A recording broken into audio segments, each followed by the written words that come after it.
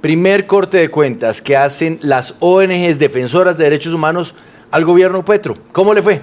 Bueno, Juan Pablo, ellos hacen un informe nacional de derechos humanos y fueron 3 organizaciones no gubernamentales. La primera es la Plataforma Colombiana de Derechos Humanos, Democracia y Desarrollo. La segunda de ellas, la Coordinación Colombia, Europa, Estados Unidos. Y la tercera, Alianza de Organizaciones Sociales y Afines. Para dar un resumen rápido antes de entrar con nuestra invitada Aura Rodríguez, pues las organizaciones reconocen avances específicamente en materia de tierras e inclusión socioeconómica. Sin embargo, existen unas preocupaciones por los escándalos que ha tenido este gobierno, los estancamientos de algunas de las reformas sociales y pues la continuidad de los asesinatos a personas defensoras y firmantes de paz. Saludamos a esta hora a la vocera de las 3 plataformas, Aura Rodríguez. Gracias por estar aquí en Sigue la W. Buenas tardes.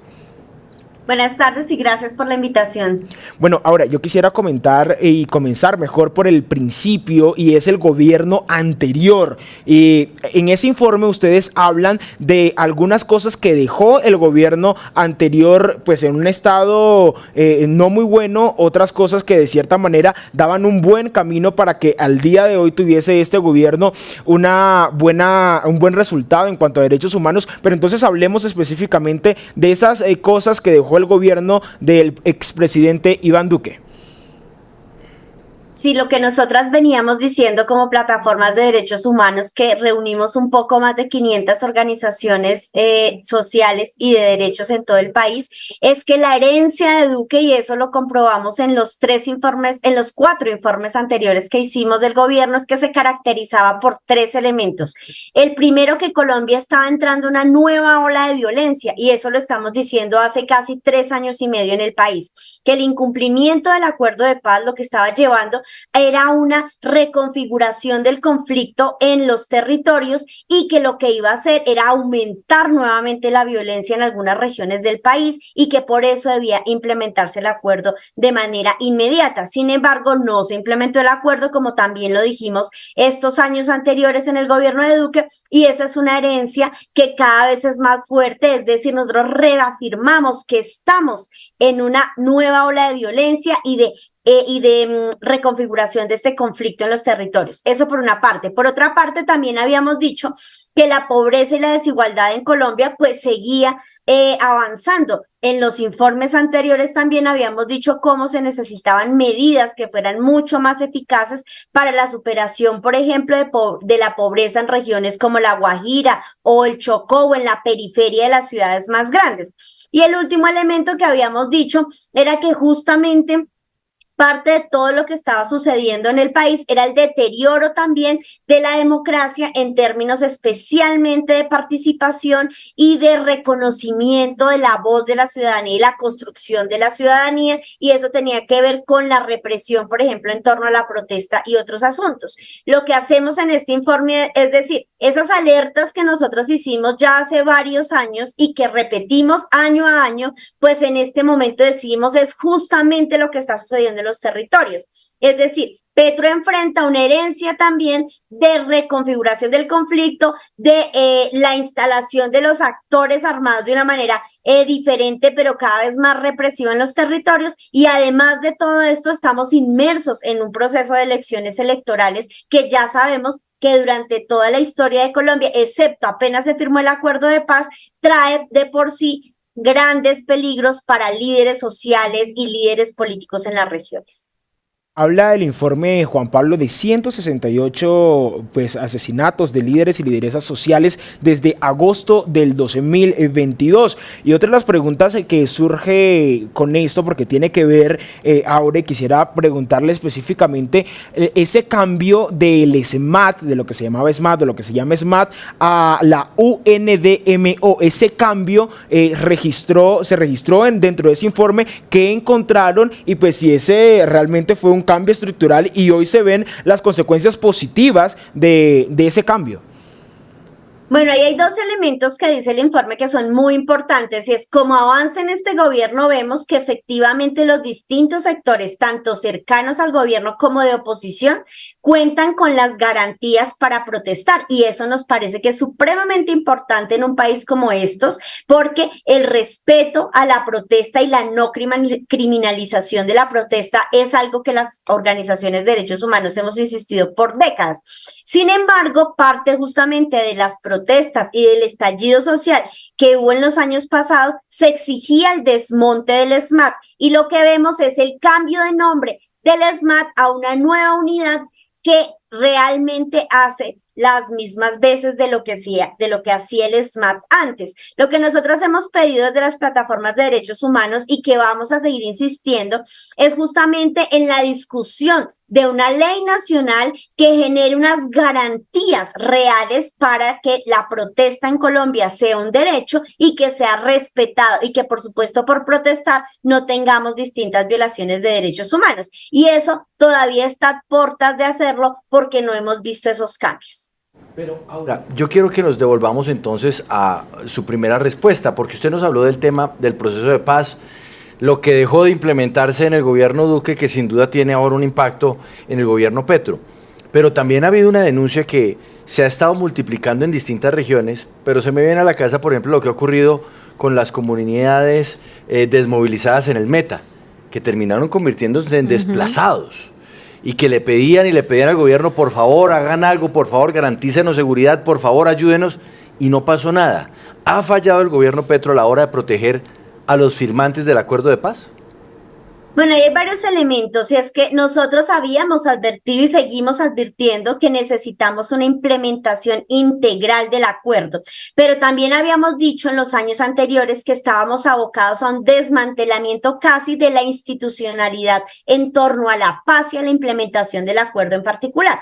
Desafortunadamente lo que vemos es que eso en los años anteriores no se dio y que aún falta en este gobierno todavía tener una mayor decisión por una parte de fortalecer la institucionalidad en torno al acuerdo de paz, también de generar recursos en torno a esto, porque ya también decimos, y por eso la herencia la mencionamos con tanta fuerza, y tiene que ver con que recursos también que estaban destinados a la paz simplemente tuvo un mal uso en el gobierno anterior y ahora parece que hay una gran desfinanciación del tema, y eso sigue siendo responsabilidad del Estado colombiano. Por una parte. Por otra parte, en la medida en que se reconfigura el conflicto y que en algunas regiones del país justamente estos grupos armados ilegales que cada vez son más complejos en ese debate territorial, esa pugna territorial, pues hace que la situación para los firmantes sea, por supuesto, riesgosa y sigan asesinando a firmantes de paz.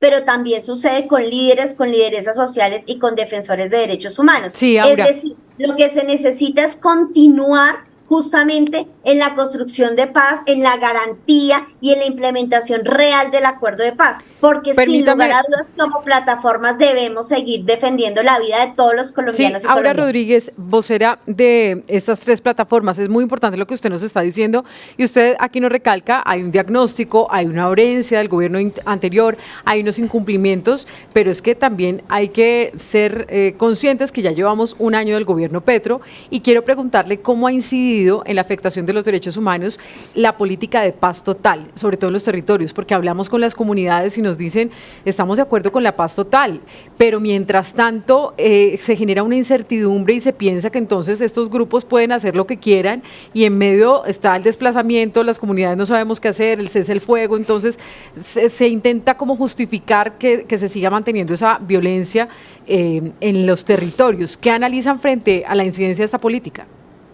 Sí, realmente decimos dos cosas, no solamente frente a la política de paz. Frente a la política de paz, nosotras como plataformas de derechos humanos, por décadas hemos insistido en la salida negociada al conflicto armado colombiano. Es decir, necesitamos continuar implementando integral y decididamente el acuerdo de paz. Necesitamos avanzar de manera decidida en los diálogos con el ELN y, por supuesto, con el proceso de participación y cese al fuego, pero también se necesita ese tercer componente con las estructuras armadas armadas ilegales. Sin embargo, no hay un soporte legal, un soporte jurídico que realmente hagan que este tipo de procesos avances. Nosotros como plataformas hemos visto procesos cercanos, como por ejemplo lo acontecido en Buenaventura, donde se logra por un periodo importante reducir la muerte de múltiples jóvenes, especialmente en ese municipio. Sin embargo, eso es insuficiente frente a la realidad que sucede, pero creemos que hay que seguir avanzando en ese camino. La otra alerta que dice el informe también tiene que ver sobre el derecho de las víctimas y justamente cómo no pasar o no seguir aumentando la impunidad en el país. Pero hay otros dos componentes que necesito también aclarar. Uno tiene que ver con que este gobierno se comprometió a implementar un plan de emergencia en el que nosotras como plataformas hemos estado involucradas, nos hicieron hacer parte de la formulación. Sin embargo, esa implementación se ha quedado corta con relación, por una parte, a lo que plantea el plan de emergencia y por otra parte, claramente a los resultados. Es decir, uno necesita PMUs de urgencia, pero también necesita institucionalidad comprometida de los niveles nacionales, pero también de los niveles territoriales que respondan a esa situación de emergencia que viven los territorios. Y el último elemento es, en esta reconfiguración del conflicto, es parte de la alerta que habíamos hecho y por eso mi insistencia. Hemos dicho desde hace 3 años y medio que en Colombia se venía configurando un nuevo escenario de conflictividad en el país y que claramente en un año o en menos es imposible superar. Pero si no se sigue con un camino decidido de realmente la superación del conflicto, de tener una respuesta eficaz frente a estructuras armadas ilegales, pero en general a lo que supone otro tipo de políticas que ya hemos exigido durante años. Por ejemplo, todo el tema de desmantelamiento del paramilitarismo en Colombia sigue siendo una tarea pendiente. El tema de seguridad, que creemos que ha habido un avance en términos de una nueva perspectiva de seguridad humana, tiene que ir acompañada de otro tipo de medidas estatales. Claro, Aura, que hagan dentro que las del informe estén presentes en los territorios. Sí, Laura, ya para ir concluyendo, dentro del informe hablan ustedes de las entidades de control, hablan del fiscal Barbosa, habla de la procuradora Cabello, del defensor del pueblo, y que están entorpeciendo este proceso, lo que veníamos hablando de la paz total. ¿Qué ustedes pues en el informe analizaron? ¿Qué variables analizaron para sacar la conclusión que se estaba entorpeciendo la paz total, pues estas entidades de control? Sí, el análisis que hacemos en el informe es: los derechos humanos, la paz y la democracia es una responsabilidad del Estado colombiano, que supone la responsabilidad del gobierno nacional, que supone responsabilidad del Congreso de la República y de todo el espectro político del país, y también de los entes de control y las cortes, que hemos visto que estos entes de control han estado politizados, han estado en escándalos cada vez mediáticos, pero que pocas respuestas eficaces han dado en problemas específicos, como por ejemplo el de la impunidad. Y mientras están en una pelea el fiscal y el gobierno nacional, no hay disminución de la impunidad. No se sabe por qué asesinan a los líderes, lideresas y a los firmantes de paz en el país. No se sabe qué es lo que sucede con estos casos, claro, quiénes son los responsables. Total, Laura, de verdad, muchísimas gracias por estar aquí en Sigue la W, y seguiremos pues pendientes a los informes que estas plataformas hagan, Juan Pablo, porque es muy importante, ¿no? Cada año hay un informe de ellos y el seguimiento es permanente. Muchísimas gracias, Andrés, también por traernos esta información.